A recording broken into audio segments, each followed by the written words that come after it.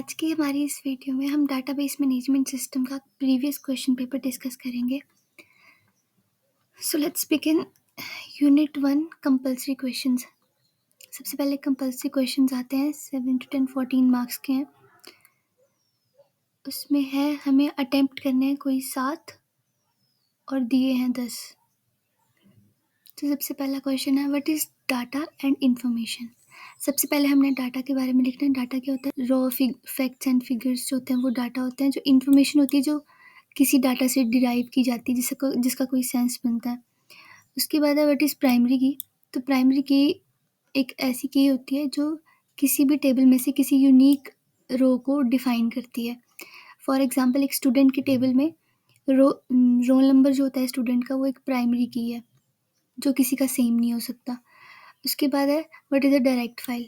Direct file वो file होती है जिसके थ्रू हमें एक सीक्वेंस सर्च नहीं करनी पड़ती पूरी, डायरेक्टली हम उस फाइल पे पहुंच जाते हैं। उसके बाद है what is difference between file oriented and DBMS approach. तो फाइल ओरिएंटेड अप्रोच तो होगी हमारी जैसे एमएस एक्सेल वगैरह, और डीबीएमएस अप्रोच होगी हमारी एमएस एक्सेस वगैरह।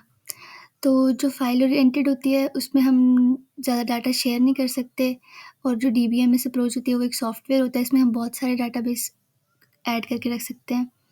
उसके बाद है हमारी व्हाट इज़ अ क्वेरी। तो query is a specific request for information from a database, कि हमें कोई इन्फॉर्मेशन चाहिए डाटाबेस में से तो हम एक क्वेरी को यूज़ करते हैं। तो क्वेरीज बहुत से टाइप की होती हैं।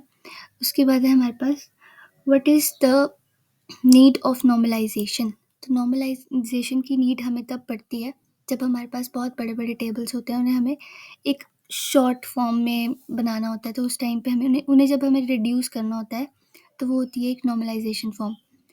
बहुत टाइप की नॉर्मलाइजेशंस होती हैं, फर्स्ट नॉर्मलाइजेशन, सेकंड, थर्ड, फिर मल्टी वैल्यूड। उसके बाद है डिफाइंड डाटा इंटीग्रिटी।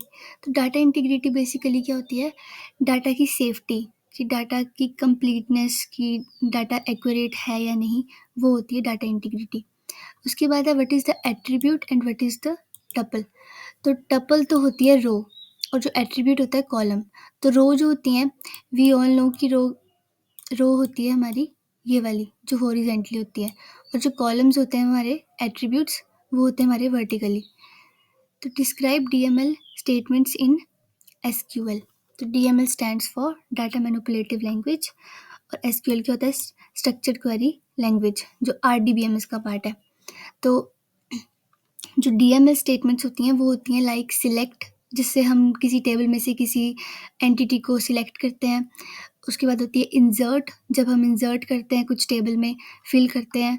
और होती है हमारे पास डिलीट और अपडेट, जब हम किसी पुराने रिकॉर्ड की जगह नया रिकॉर्ड ऐड करते हैं, वो होती है अपडेट। तो ये होती हैं हमारी डीएमएल की स्टेटमेंट्स। उसके बाद है describe the types of relation calculus. There are two types of relation calculus. First one is tuple relation calculus and the second one is domain relation calculus. उसके बाद है हमारे पास second unit What do you mean by data modeling for a database? Discuss data abstraction and data integration with suitable examples. ये दोनों questions 14 marks के, इनमें से हमें कोई एक अटेम्प्ट करना है। तो 14 मार्क्स का क्वेश्चन है, मतलब खूब सारा लिखना पड़ेगा। तो what do you mean by data modelling. तो डाटा मॉडलिंग क्या होती है कि डाटा को किस तरह से रिप्रेजेंट करना एक रियल वर्ल्ड एंटिटीज़ को। उसके बाद आए डाटा एब्स्ट्रैक्शन। डाटा एब्स्ट्रैक्शन क्या होता है कि एब्स्ट्रैक्शन मीन्स किसी चीज़ को हाइड करना, मतलब नॉट टोटली हाइड करना बट हाइड करना उसको। तो डाटा एब्स्ट्रैक्शन 3 टाइप की होती हैं डाटाबेस में। सबसे लो लेवल की होती है फिजिकल एब्स्ट्रैक्शन, उसके बाद होती है हमारे पास लॉजिकल एब्स्ट्रैक्शन और कंसेप्चुअल एब्स्ट्रैक्शन, उसके ऊपर होती है हमारे पास सबसे ऊपर वाली होती है यूज़र एब्स्ट्रैक्शन। तो फिजिकल में तो होगी कि फिजिकल किस तरह से स्टोर हो रहा है डाटाबेस, लॉजिकल होगी कि किस तरह से ऑपरेशंस को हाइड किया जा रहा है, और यूज़र होगी जो हमें सिर्फ यूज़र को दिख रहा है सामने से, उसे नहीं पता कि डाटाबेस बना किस तरह से है प्रॉपर्ली। और होगी डाटा इंटीग्रेशन, जैसे मैंने ऊपर समझाया कि डाटा इंटीग्रेशन होती है डाटा की सेफ्टी, डाटा की एक्यूरेसी, वो कितना करेक्ट है कितना नहीं, वो सब होती है डाटा इंटीग्रेशन। और डुप्लीकेशन भी नहीं होनी चाहिए उसमें। उसके बाद है हमारे पास entity relationship model. Entity relationship model हम क्यों यूज़ करते हैं? एंटिटीज़ को एक सही से पोर्ट्रे करने के लिए एक डायग्राम की फॉर्म में।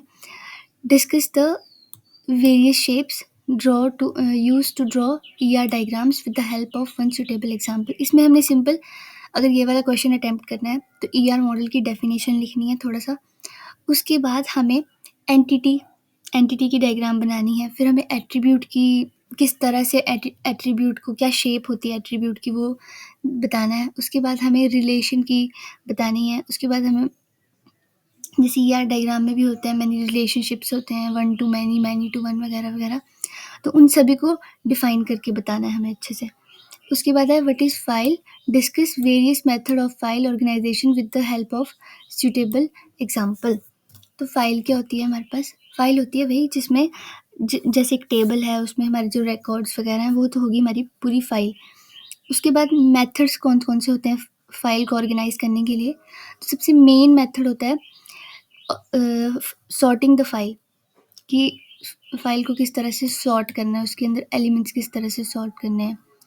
जैसे कि एक एम्प्लॉय का टेबल है तो उसमें हम किस तरह से नेम रोल नंबर लिखेंगे तो किस तरह से वो सॉर्ट होके आएंगे वैसा।